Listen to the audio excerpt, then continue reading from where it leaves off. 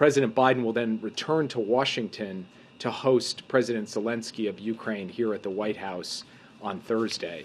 And this will be their third meeting here at the White House. On Ukraine, be at his UN speech, and are you preparing a new military package for Ukraine? Preparing a new military package for Ukraine. As you know, we do these presidential drawdown packages essentially every couple of weeks, and I think you can anticipate that there will be a further announcement of additional resources and capabilities, additional weapons to go to Ukraine as they continue this counteroffensive and to defend against Russian attacks at some point next week. Convince them to continue supporting U.S. military assistance to Ukraine.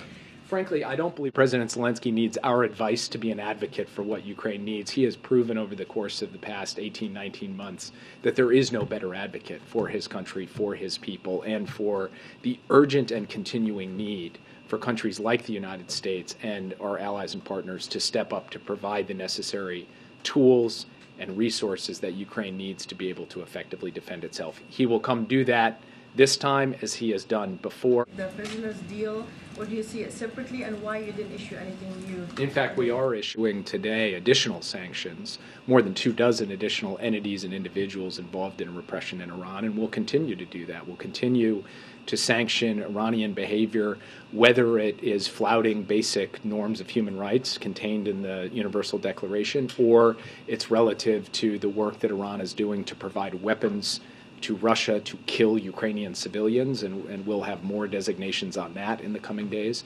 So we believe that we are capable, on the one hand, of taking the necessary steps to bring American citizens home who belong here at home, who have been wrongfully detained, and also to hold Iran accountable for actions that they take that are contrary to international law and to the basic norms and principles that even Iran has signed up to at the United Nations. To New York after severing the land bridge in Crimea.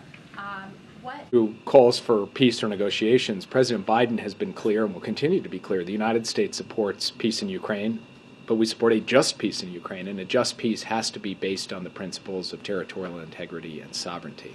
And incidentally, many of those countries that you're referring to in Africa and Southeast Asia and Latin America have actually reinforced the idea that they're not just generically calling for peace, they are calling for peace based on the very same principles that the United States supports: sovereignty, territorial integrity, and the proposition that you cannot simply rip off another country's territory by force.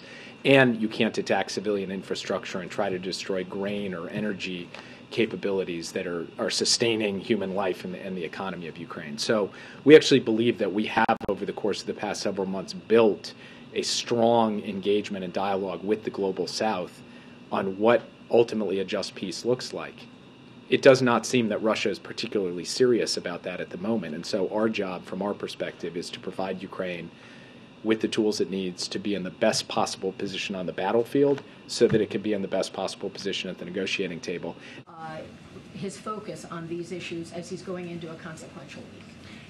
Take it from me, you heard directly from the president that he's focused on delivering for the American people. That's true in terms of what he's trying to get done here at home, and it's definitely true in terms of what he's trying to deliver in the way of security at the UN General Assembly in supporting Ukraine and moving forward. So that's what he's focused on. That's where his mindset is. I had the opportunity to participate in the president's daily briefing today, and he was dialed in on the key issues that we're confronting and will continue to be as we head into the New York week next week.